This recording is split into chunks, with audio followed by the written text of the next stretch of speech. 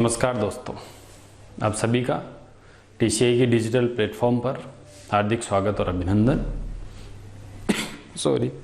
हम P block elements का discussion कर रहे थे और पी ब्लॉक एलिमेंट्स में भी जो 12th एनसीईआरटी के ग्रुप्स हैं उनका डिस्कशन कर रहे हैं। इस लेक्चर से हम 12th एनसीईआरटी के जो ग्रुप्स हैं यानी ग्रुप 15, 16, 17 और 18 उनके जो इंडिविजुअल मेंबर्स हैं उन इंडिविजुअल मेंबर्स के बारे में डिस्कस करना है। जिसमें हमें समूह 15 में तो नाइट्रोजन और फास्फोरस का डिस्कशन करना है, समूह 16 में ऑक्सीजन का स्वरूप ओजोन और सल्फर इनका डिस्कशन करना है, और समूह 17 में हमें क्लोरीन के बारे में डिटेल नॉलेज लेनी है। तो क्या क्या पढ़ना है हमें व्यक्तिगत सदस्यों को लेकर के? नाइट्रोजन पढ़ना है, हमें फास्फोरस पढ़ना है, ऑक्सीजन पढ़ना है, उसका एलोट्रॉप ओजोन पढ़ना है, सल्फर पढ़ना है और क्लोरीन। इनका तो अच्छे से डिस्कशन करना ही है, डिटेल जानकारी हमारे पास होनी चाहिए। तो मैं 1 बाय 1 इनको स्टार्ट कर रहा हूँ, उनका पूरा हम डिस्कशन करेंगे, डिटेल डिस्कशन करेंगे। सबसे पहले हम इस लेक्चर में स्टार्ट करते हैं किससे? डाई नाइट्रोजन से। नाइट्रोजन का जो मॉलिक्यूल है वो द्विपरमाणुक अणु के रूप में होता है, तो इसको डाई नाइट्रोजन भी हम बोल देते हैं, ठीक है, क्योंकि इसके एक अणु में नाइट्रोजन के 2 परमाणु होंगे। सबसे पहले हमें बात करनी है कि डाई नाइट्रोजन को बनाने का तरीका क्या होगा, मेथड ऑफ प्रिपरेशन। तो इसके बारे में हम स्टार्ट करें। देखिए, नाइट्रोजन इसको वैसे बनाने की ज़रूरत ही नहीं है, क्योंकि वायुमंडल में आपको पता है 78% नाइट्रोजन है। तो जब कभी भी नाइट्रोजन की जरूरत पड़ेगी हम वायुमंडल में से ले लेंगे। लेकिन वायुमंडल में केवल नाइट्रोजन नहीं है, नाइट्रोजन के साथ अन्य गैसें भी है। तो हमें बाकी की गैसों से इसको सेपरेट करना है, अलग करना है। तो क्या किया जाए उसके लिए? तो बनाने के तरीके में नंबर 1, जो औद्योगिक स्तर पर बनाने की बात थी, औद्योगिक स्तर पर इसको बनाना है अगर आपको, तो उसके लिए क्या करेंगे? जो वायु है, इस वायु को पहले द्रवित किया जाएगा। वायु हम लेंगे, इस वायु में मुख्यतः क्या है? इस वायु में मुख्यतः ऑक्सीजन है और नाइट्रोजन है। तो हमें क्या करना है? नाइट्रोजन को हटाना है, यानी नाइट्रोजन और ऑक्सीजन को क्या करना है? अलग अलग करना है। तो सबसे पहले वायु ली जाएगी और इस वायु का क्या करेंगे हम? शीतलन। अगर आप वायु का शीतलन करेंगे तो आपको द्रवित वायु मिलेगी। ये जो द्रवित वायु होगी, इस द्रवित वायु में द्रव ऑक्सीजन भी होगी और द्रव नाइट्रोजन भी होगी। इसके अलावा CO2 और अन्य गैसें भी होगी, वहाँ से कोई दिक्कत नहीं, बट मेनली वहाँ ऑक्सीजन और नाइट्रोजन होगी द्रवित वायु में। अब हम क्या करेंगे? इसमें से हमें केवल नाइट्रोजन चाहिए। तो आपको पता है कि नाइट्रोजन का अणुभार कम होता है और ऑक्सीजन का अणुभार ज़्यादा होता है। तो इस कारण से नाइट्रोजन के अणुओं में दुर्बल आकर्षण होगा और ऑक्सीजन के अणुओं में प्रबल आकर्षण होगा। इन दोनों में कंपेयर करें। ये जो द्रवित वायु आपने ली है, इस द्रवित वायु को एक फ्लास्क में ले लें, और ये जो फ्लास्क है, इस फ्लास्क में द्रवित वायु लेकर के और इसको गर्म करें, इसका प्रभाजी आसवन करवाया जाए। तो इस द्रवित वायु में क्या क्या मिलेगा आपको? इसमें द्रव ऑक्सीजन है, ऑक्सीजन के अणु भी एक दूसरे के पास हैं, और इसमें द्रव नाइट्रोजन भी है, दोनों हैं। अब ऑक्सीजन के अणुओं में प्रबल आकर्षण है और नाइट्रोजन के अणुओं में दुर्बल आकर्षण है, क्योंकि अणुभार कम है नाइट्रोजन का, 28 ही है इसके अणु का भार, इसके अणु का भार 32 है। तो यहाँ पर दुर्बल आणविक आकर्षण होंगे इसमें, किसके कंपेयर में? ऑक्सीजन के कंपेयर में। तो अगर यहाँ दुर्बल आणविक आकर्षण है, कमजोर आकर्षण बल है इसके अणुओं के मध्य, तो अब हम इसे गर्म करने वाले हैं। तो जब आप इसे गर्म करेंगे बर्नर पर, तो बर्नर पर गर्म करने पर जिसमें दुर्बल आकर्षण है वो अणु पहले वाष्पीकृत होंगे। तो हमें कौन सी गैस मिल जाएगी? हमें मिल जाएगी द्रव N2। कौन सी मिल जाएगी? द्रव N2 गैस, ये N2 गैस बाहर आ जाएगी और O2 गैस यहाँ रह जाएगी। ठीक है, अब चूंकि इनके अणुभार में ज़्यादा अंतर नहीं है तो इनके आकर्षण में बहुत ज़्यादा अंतर भी नहीं होगा, तो इनके जो क्वथनांक वो बिल्कुल पास पास है, ज़्यादा फर्क नहीं है। N2 का क्वथनांक लगभग 77 केल्विन है, O2 का क्वथनांक लगभग 90 केल्विन है, तो क्वथनांक में अधिक अंतर नहीं है। और जब घटक पदार्थ जो होते उस मिश्रण के जो दोनों घटक पदार्थ है उनके क्वथनांक में निम्न अंतर हो तो उनको पृथक करने के लिए साधारण आसवन हम काम में नहीं लेंगे, उसका क्या करवाया जाएगा, प्रभाजी आसवन।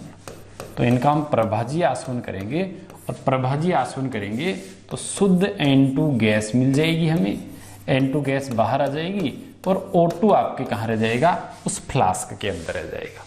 तो औद्योगिक स्तर पर हमें ज़्यादा खर्चा नहीं करना होता, तो बिल्कुल सिंपल है, वायु का मिश्रण ले लीजिए आप, और ये जो वायु का मिश्रण है जिसमें मुख्यतः O2 और N2 होती है उसका शीतलन करके द्रवित वायु बना लीजिए और द्रवित वायु का प्रभाजी आसवन करके आप क्या कर सकते हैं, प्रभाजी आसवन करके शुद्ध नाइट्रोजन गैस प्राप्त कर सकते हैं।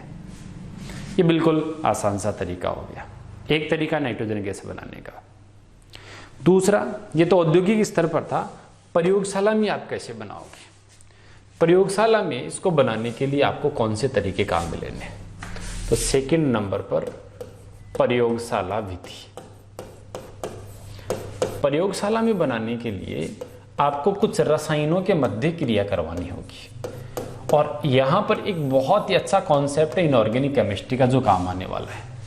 तो प्रयोगशाला विधि में बताता हूं, अमोनियम लवण लिया जाएगा, अमोनियम क्लोराइड, या मैं और अच्छे से इसको क्लियर करूं, यहां देखिएगा आप, इसमें क्या होता है, अमोनियम जो नाइट्राइट है, कौन, अमोनियम नाइट्राइट, इसको अगर गर्म किया जाए तो ये हो गया अमोनियम लवण। इस अमोनियम लवण में क्या है, ये जो नाइट्रोजन है ये -3 है, ये नाइट्रोजन +3 है। ठीक है, तो ये जो ऋणाइन है इसका, इस लवण का ये ऋणाइन है, ये धनाइन है। ये जो ऋणाइन है, ये ऋणाइन एक ऑक्सीकारी ऋणाइन है। नाइट्राइट जो होता है वो ऑक्सीकारी होता है क्योंकि इसमें नाइट्रोजन प्लस में है, तो ऑक्सीकारी ऋणाइन है। ये ऑक्सीकारी ऋणाइन है तो क्या हुआ वो देखिए आप, ऑक्सीकारी ऋणाइन है तो इस नाइट्रोजन को, इस नाइट्राइट को चाहिए इलेक्ट्रॉन, नाइट्राइट में स्पेशली इस नाइट्रोजन को इलेक्ट्रॉन चाहिए, तो यहाँ क्या होते हैं, इस पर नेगेटिव है तो इसके ज़्यादा इलेक्ट्रॉन है, इस पर पॉजिटिव है तो इसमें कम इलेक्ट्रॉन है, तो ऑक्सीडेशन होता है और इसके इलेक्ट्रॉन निकल करके और इसमें ट्रांसफर हो जाते हैं, ये इलेक्ट्रॉन यहाँ आ गए। इससे इसका नेगेटिव जो था वो कम होना चालू हो जाएगा, इसका पॉजिटिव कम होना चालू हो जाएगा, तो ये भी 0 में आ जाएगा, ये भी 0 में आ जाएगा, और दोनों 0 में आ जाएंगे तो हमें मिलेगी N2 गैस। कौन सी गैस मिलेगी हमें, N2 गैस। अमोनियम नाइट्राइट को गर्म करते हैं तो रेडॉक्स रिएक्शन होगी यहाँ, और रेडॉक्स रिएक्शन होगी तो रेडॉक्स रिएक्शन में, कि इसका कॉन्सेप्ट याद कीजिएगा, अमोनियम लवणों को जब गर्म करते हैं तो उसका ऋणाइन अगर ऑक्सीकारी हो तो वो क्या करता है, नाइट्रोजन के -3 को कम कर देता है और इसका जो प्लस है वो भी कम हो जाएगा। तो ये इलेक्ट्रॉन, इसमें एक ही अणु के अंदर धनाइन का ऑक्सीकरण हो रहा है, ऋणाइन का अपचयन हो रहा है, तो इसको बोला जाता है इंट्रामोलिक्यूलर रेडॉक्स। किसका एग्जाम्पल है ये, इंट्रामोलिक्यूलर रेडॉक्स, अंतराअणुक redox, intramolecular redox reaction. Intra है, इंटर नहीं है, ध्यान रखना, एक ही अणु के अंदर रेडॉक्स रिएक्शन हो गई है, एक हिस्सा इसका ऑक्सीकृत हो रहा है, दूसरा हिस्सा इसका क्या हो रहा है, अपचयित हो रहा है। ठीक है, तो यहां से ये तो बन गया N2, और H और O मिलकर के क्या बना लेंगे, H2O। तो ये वाली कंडीशन यहां होगी, N2 + H2O, ये यहां में मिलने वाले हैं, और गर्म करें तो ये भी गैसियस फॉर्म में मिलेगा। तो N2 और H2O का मिश्रण हमें वहां मिलेगा, तो इससे हमें N2 मिलती है, किससे, अमोनियम नाइट्राइट के तापीय विघटन से। इसका नाम है अमोनियम नाइट्राइट। नाइट्रेट नहीं है, नाइट्राइट। अब एक्चुअल में क्या होता है, लेबोरेटरी में, प्रयोगशाला में, ये प्रयोगशाला में बनाने की विधि है। तो लैब में अमोनियम नाइट्राइट जब लवण आप ढूंढोगे तो वो मिलेगा नहीं। क्यों नहीं मिलेगा? क्योंकि अमोनियम नाइट्राइट एक अस्थायी लवण, नाइट्राइट लवण अस्थायी होते हैं सामान्यतः, तो अमोनियम का नाइट्राइट अस्थायी है। तो प्रयोगशाला में आपको क्या करना पड़ेगा, प्रयोगशाला में आप अमोनियम नाइट्राइट नहीं, क्योंकि अमोनियम नाइट्राइट होता ही नहीं, तो पहले दूसरा नाइट्राइट लो। तो सोडियम पोटेशियम इनके नाइट्राइट स्थायी होते हैं, तो सोडियम नाइट्राइट लेंगे और सोडियम नाइट्राइट से अमोनियम नाइट्राइट बनाओ, तो इसकी क्रिया किसी अमोनियम लवण से करवा देंगे। तो ये लो NH4Cl से करवा देंगे।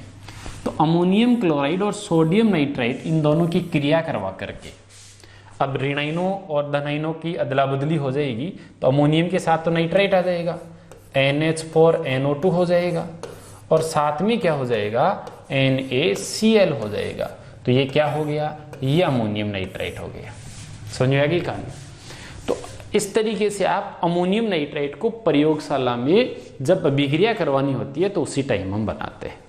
तो ये दो हिस्सों में अभिक्रिया होगी।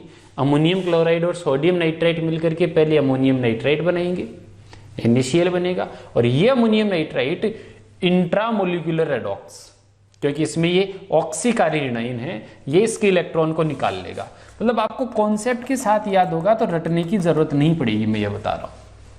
तो इससे आपको कौन सी गैस मिल जाएगी, N2 मिल जाएगी।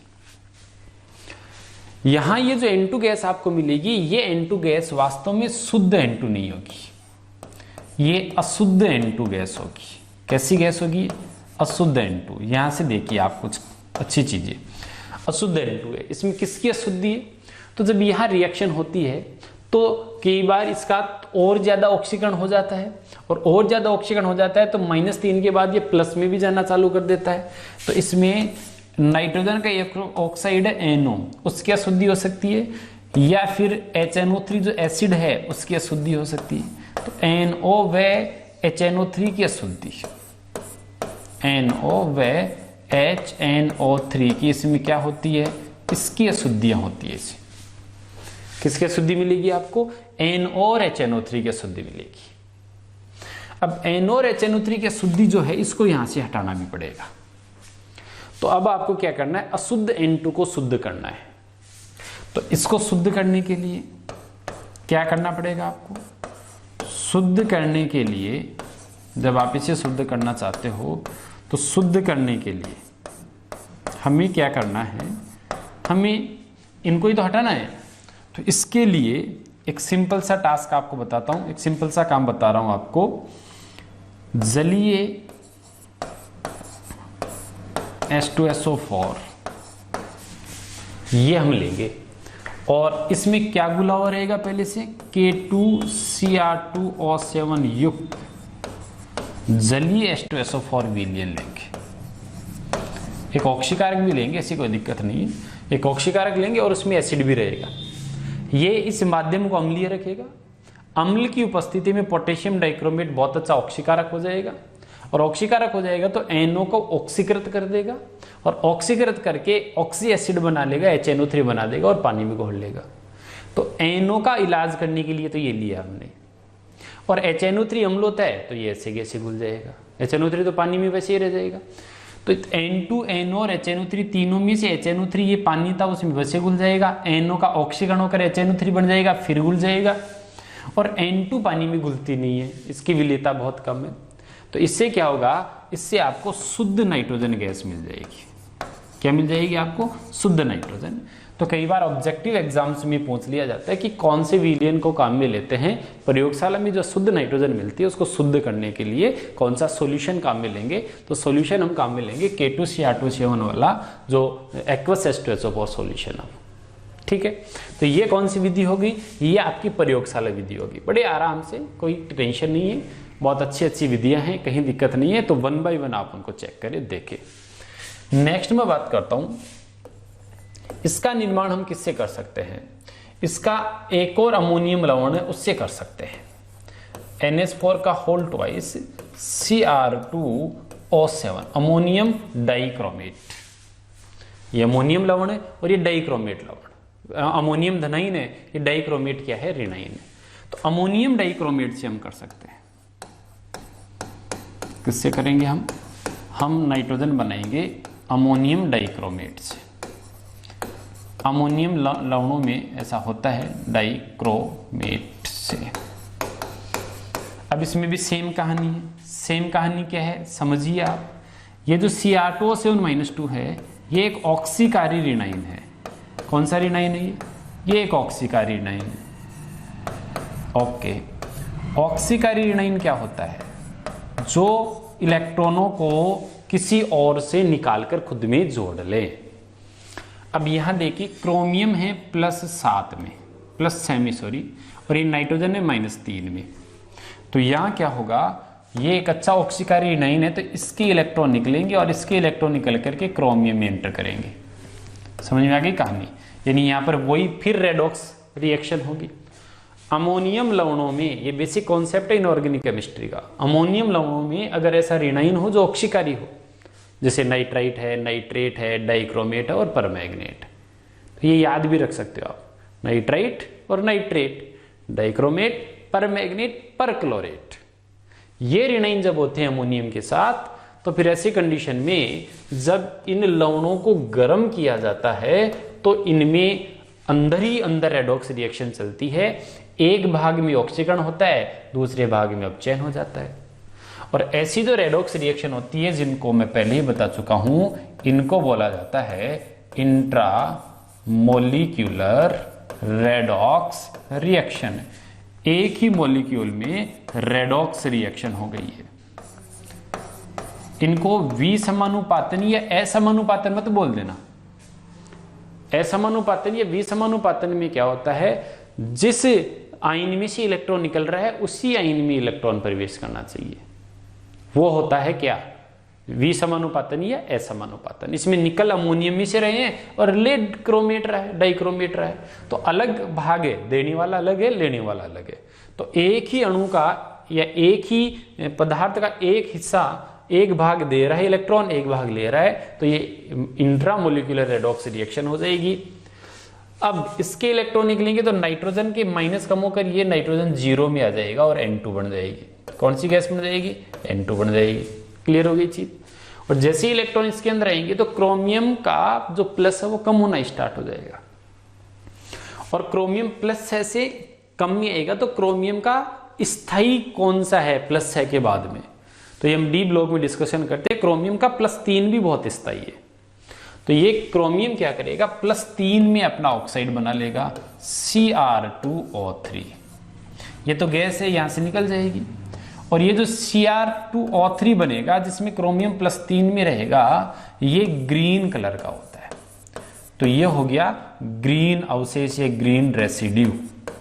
ग्रीन रेसिड्यू का मतलब हरा अवशेष, हरे रंग का ऑक्साइड बनेगा इसमें। और साथ में H और O है तो जल तो बनना ही है, तो 4 मॉलिक्यूल्स यहाँ किसके बन जाएंगे, H2O के बन जाएंगे।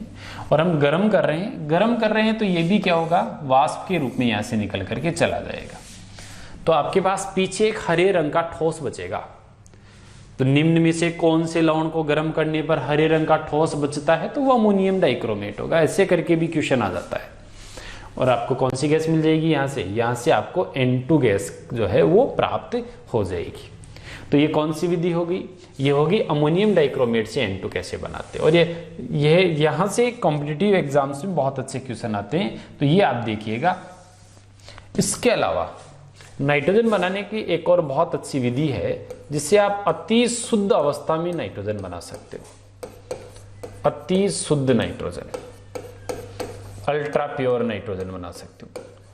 अति शुद्ध नाइट्रोजन किससे बनेगा वो आप देखिए। इसके लिए आपको एजाइड लवणों का तापीय विघटन करवाना होगा, एजाइडों के तापीय विघटन से। अब पहले आपको पता होना चाहिए कि एजाइड क्या होते हैं, तभी तो आप उसका तापीय विघटन करवा पाओगे। एजाइड क्या होते हैं, तो नाइट्रोजन जो है उस पर -3 हो तो इसको कहा जाता है नाइट्राइट। ओके। और अगर 3 नाइट्रोजन पर 1 माइनस हो, या 1 पर 3 माइनस है, या 3 पर 1 माइनस हो, N3 माइनस, तो नाइट्रोजन को एजो भी बोला जाता है, आपको पता है। तो ये हो गया एजाइड। क्या हो गया? एजाइड। N-3 नाइट्राइड है, 1 नाइट्रोजन पर 3 माइनस, 3 नाइट्रोजन पर 1 माइनस, तो उसको हम एजाइड बोलते हैं। अब मैं कोई एजाइड लवण ले लेता हूं, जैसे मैंने सोडियम एजाइड ले लिया, तो NaN3 बनेगा, क्योंकि Na पर 1 प्लस N3 पर 1 माइनस। सोडियम एजाइड को हम गर्म करेंगे तो ये अस्थायी होते हैं, अस्थायी होते हैं तो सोडियम अलग और नाइट्रोजन अलग हो जाएगा, तो आपको 2 सोडियम सॉलिड मिल जाएंगे, कहीं दिक्कत नहीं है। और इसके अलावा नाइट्रोजन जो गैस है वो आपकी अलग हो जाएगी, तो गैस आपको अलग मिली, नीचे ठोस बच गया।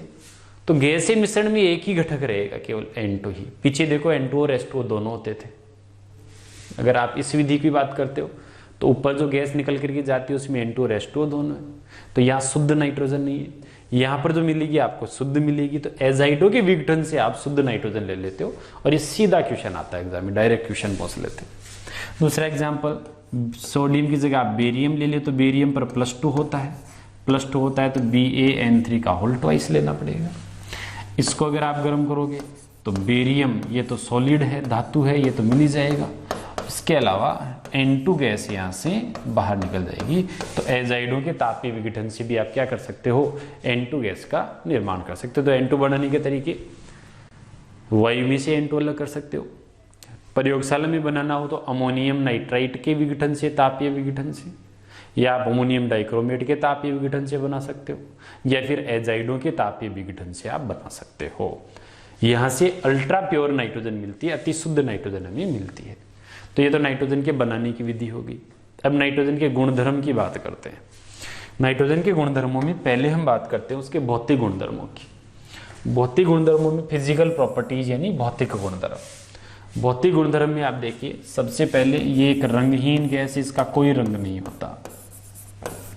ये गंधहीन गैस है, इसमें कोई गंध भी नहीं है।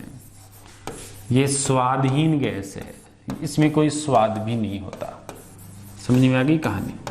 तो ये गंधहीन, रंगहीन, स्वादहीन गैस है, और न इसकी कोई विषैली नेचर होती, अविषैली। समझ में आ गई कहानी? ये नॉन टॉक्सिक होती, इसका कोई विषैला व्यवहार भी नहीं होता है।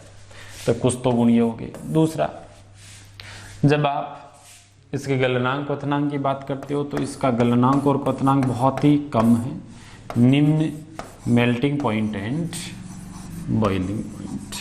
बॉइलिंग पॉइंट और मेल्टिंग पॉइंट बहुत ही कम होंगे। इसके अलावा पानी में आप घोलते हो तो जल में घुलनशीलता या विलेयता ये अत्यंत कम है, जल में बहुत कम घुलती है, तो जल में विलेयता अत्यंत कम है, बहुत ही कम मात्रा में जल में घुलती है। ये समझ लो आप, नहीं घुलती नाइट्रोजन जल में। ठीक है, तो ये इसकी कौन सी प्रॉपर्टीज है? कुछ फिजिकल प्रॉपर्टीज। अब इसकी केमिकल प्रॉपर्टीज देखते हैं, रासायनिक जो विक्रियाएं हैं उनकी बात करते हैं। तो देखिए, सबसे पहला पॉइंट तो क्या है, नाइट्रोजन जो अणु है यह जब क्रिया करने जाता है तो दिक्कत क्या आती है? इस नाइट्रोजन अणु में N और N के बीच में ट्रिपल बॉन्ड है, और ये ट्रिपल बॉन्ड होने से क्या फर्क पड़ता है? इस जब नाइट्रोजन क्रिया करेगी तो ये बंध टूटेगा, तो ही तो क्रिया करेगी। तो इस बंध को तोड़ने के लिए उच्च ऊर्जा की जरूरत पड़ेगी, इसकी उच्च बंध वियोजन ऊर्जा होती है। बहुत ज्यादा ऊर्जा देंगे तब ये बंध टूटेगा। अब उच्च बंध वियोजन ऊर्जा है, इसका मान लगभग 941.4 किलो जूल पर मोल है।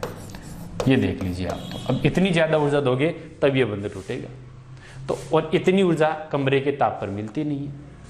तो इसका सीधा सा मतलब क्या हुआ? उच्च बंध वियोजन ऊर्जा होने से ये निम्न ताप पर, कम ताप पर अक्रियाशील है। निम्न ताप पर अक्रियाशील है, क्रिया ही नहीं करेगा ये। कौन? नाइट्रोजन किसी से क्रिया नहीं करता निम्न ताप पर।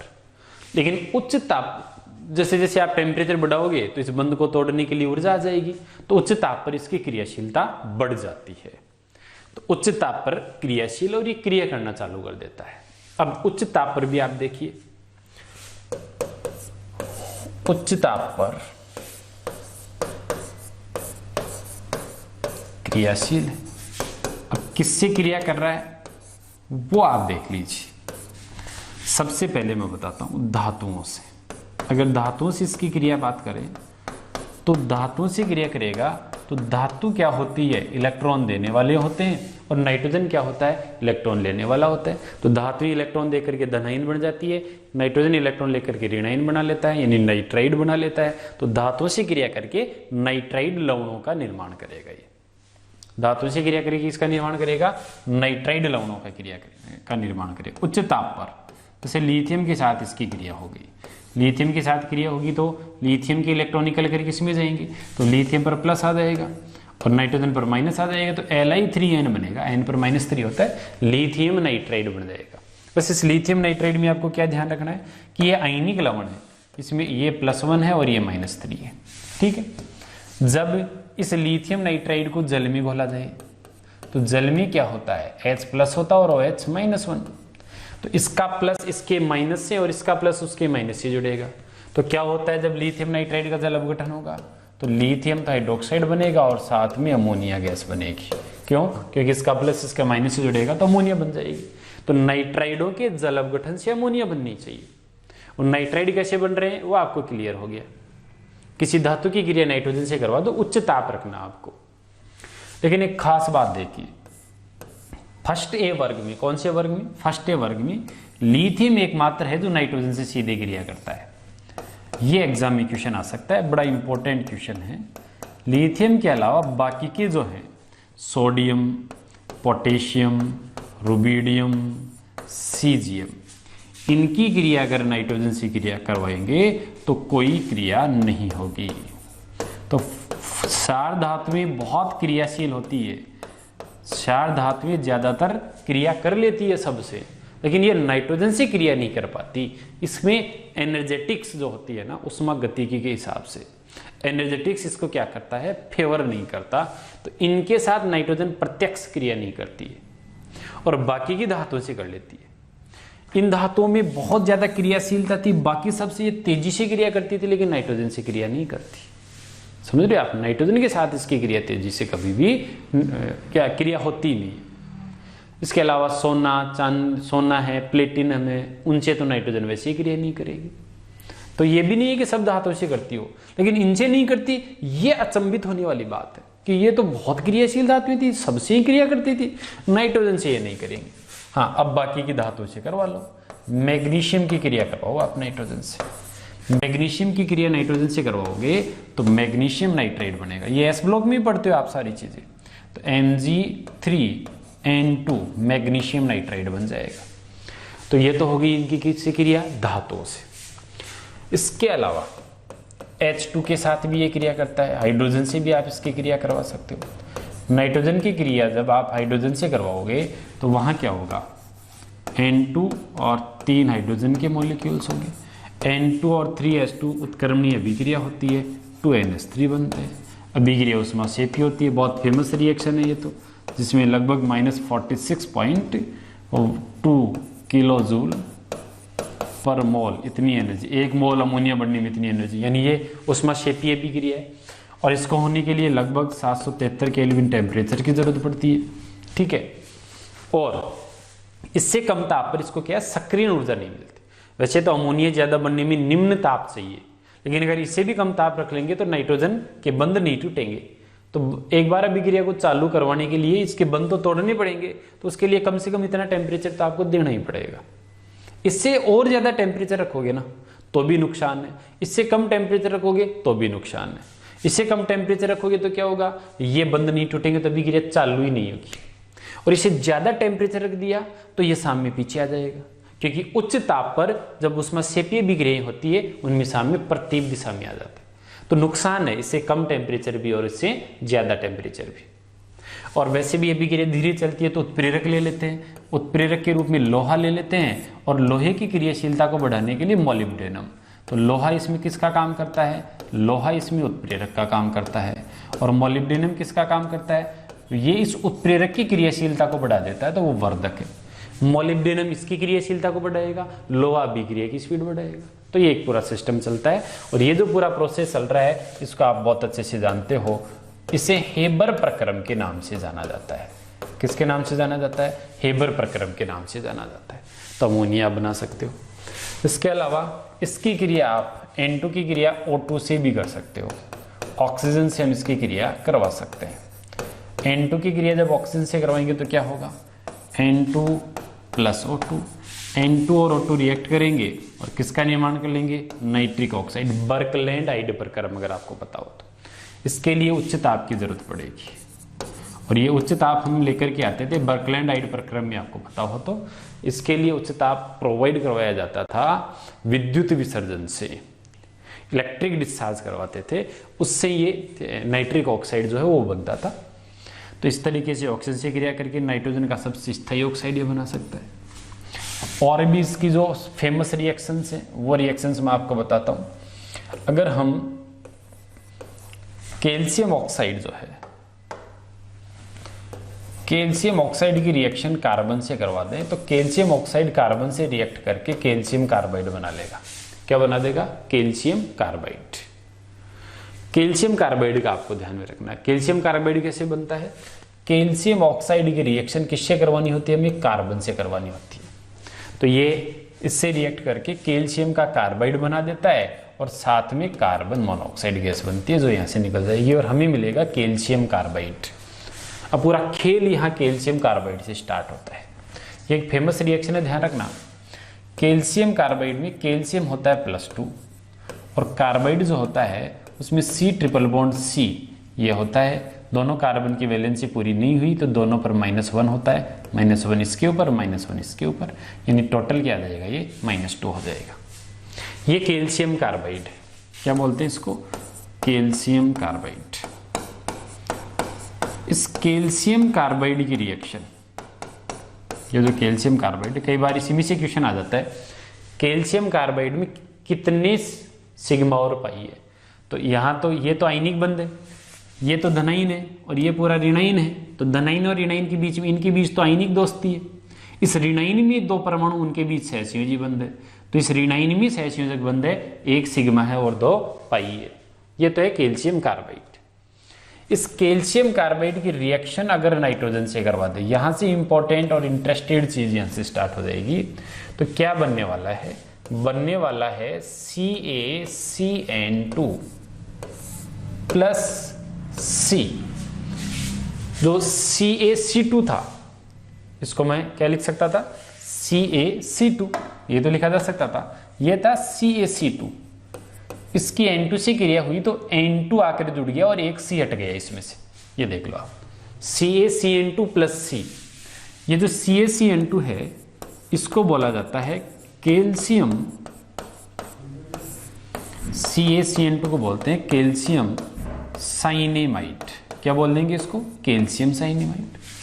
और इस CaCN2 और कार्बन का जो मिश्रण है इसको मिला करके बोला जाता है नाइट्रोलियम। क्या बोलते हैं इसको? इसको मिला करके नाइट्रोलियम बोला जाता है। ये लो नाइट्रोलियम हो गया। ये जो कैल्शियम साइनेमाइड है, इस कैल्शियम साइनेमाइड का थोड़ा सा आगे हम पोस्टमार्टम करें तो क्या मिलेगा आपको? एक तो मिलेगा Ca+2 और एक मिलेगा CN2-। C के साथ कितने N है? 2 N है। तो क्या होगा? एक N तो ट्रिपल बॉन्ड से जुड़ जाएगा, दूसरा N सिंगल बॉन्ड से ही जुड़ पाएगा। क्यों जुड़ पाएगा सिंगल बॉन्ड से? क्योंकि कार्बन की 4 ही संयोजकता हो सकती है। अब इस नाइट्रोजन की पूरी संयोजकता पूरी नहीं हो पाई तो इस नाइट्रोजन पर क्या आ जाएगा? -2। तो ये होता है कैल्शियम आयन और ये है साइनेमाइड। साइनाइड नहीं है, साइनेमाइड है। ये जो कैल्शियम साइनेमाइड है, इस कैल्शियम साइनेमाइड की जल से क्रिया करवा दें, जल अपघटन हम करवा दें तो क्या होगा? OH आकर इसको मिल जाएंगे। OH अगर कैल्शियम को मिल जाएंगे तो कैल्शियम हाइड्रोक्साइड बन जाएगा और साथ में H मिल जाएंगे इसको। तो ये क्या हो जाएगा?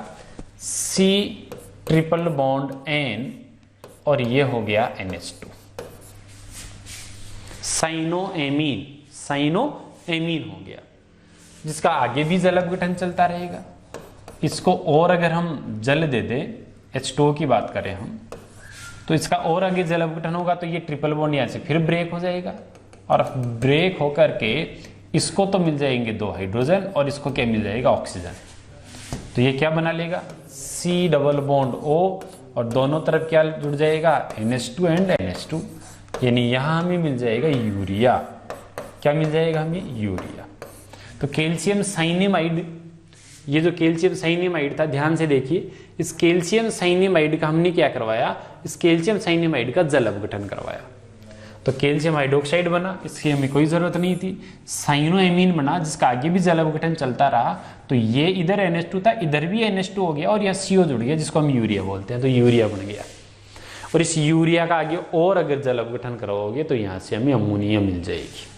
अगर यूरिया को और जल दे देंगे हम H2O, तो क्या होगा, दोनों H तो इनको मिल जाएगी और A को इसको मिल जाएगी, तो एक तो बन जाएगी CO2 और 2 क्या बन जाएगी, अमोनिया। तो इस तरीके से अमोनिया बन जाएगी। तो यूरिया से अमोनिया बन जाएगी और अमोनिया को पौधे जो हैं वो अपने अंदर ग्रहित कर लेंगे। तो जब पौधों में नाइट्रोजन की कमी होती है तो उन्हें नाइट्रोजन अमोनिया के रूप में जब देना होता है, नाइट्रोजन डायरेक्ट नहीं लेते पौधे, तो नाइट्रोजन को अमोनिया बना देते हैं, फिर अमोनिया को पौधे खा लेते हैं या उसको अवशोषित कर लेते हैं अपने अंदर। तो अमोनिया कहाँ से लाए, तो पौधों को दिया जाता है यूरिया, और यूरिया देकर के उस पर पानी डाल देते हैं, तो यूरिया के जल अपघटन से अमोनिया बन जाती है। यूरिया कैसे बनता है, यूरिया बनता है कैल्शियम साइनेमाइड के जल अपघटन से। कैल्शियम साइनेमाइड कैसे बनता है, ये भी तो पता होना चाहिए। कैल्शियम साइनेमाइड बनाता कैल्शियम कार्बाइड की नाइट्रोजन से क्रिया। तो यहाँ से एक बहुत अच्छा क्वेश्चन कब बनता है, जब हम ऑब्जेक्टिव एग्जाम्स देने जाते हैं, तो वहां पर आपको इस टाइप के क्वेश्चंस देखने को मिलते हैं। तो ये नाइट्रोजन के रासायनिक गुणधर्म हो गए। तो यहाँ हमने नाइट्रोजन बनाने की विधि, उसके भौतिक गुणधर्म और उसके रासायनिक गुणधर्म सब देख लिए। अब नाइट्रोजन के उपयोग की बात करें, देखिए नाइट्रोजन का एक उपयोग तो है अमोनिया बनाने में, जो आपने देख लिया, जिसके द्वारा इसको हम उर्वरक के रूप में काम में ले लेते हैं। इसके अलावा नाइट्रोजन का एक बहुत अच्छा उपयोग है कि ये अक्रिय वातावरण बना देता है। जैसे लोहा और स्टील, इनकी जो फैक्ट्रियां होती है, तो वहाँ अक्रिय वातावरण की जरूरत पड़ती है, तो वहाँ हम नाइट्रोजन को काम में ले लेते हैं। या नाइट्रोजन का क्वथनांक बहुत कम है, 77 केल्विन है। तो अगर कहीं द्रव नाइट्रोजन है तो इसका मतलब उसका टेम्परेचर 77 केल्विन से कम है, तो बहुत ही ठंडी होती है, तो वो किसी और चीज को ठंडा कर सकती है, तो प्रशीतक के रूप में काम में ले सकते हैं द्रव नाइट्रोजन को। जो खाद्य सामग्री होती है उसके लिए, उसको अगर आपको सेफ रखना है तो, या कोई मेडिसिन्स है उनके लिए, या क्रायो सर्जरी, क्रायो का मतलब होता है निम्न ताप, निम्न ताप पर कोई सर्जरी करनी हो तो वह नाइट्रोजन को हम निम्न ताप उत्पन्न करने में काम में लेते हैं, द्रव नाइट्रोजन को। लिक्विड नाइट्रोजन है, गैसियस नाइट्रोजन प्रशीतक नहीं है, लिक्विड नाइट्रोजन प्रशीतक है। समझ में आ रही कहानी? तो ये नाइट्रोजन के कुछ उपयोग हो गए। तो ये हमारा इस लेक्चर में नाइट्रोजन फिनिश हो गया। नेक्स्ट लेक्चर में हम बात करते हैं फास्फोरस की। Thanks a lot for watching this video.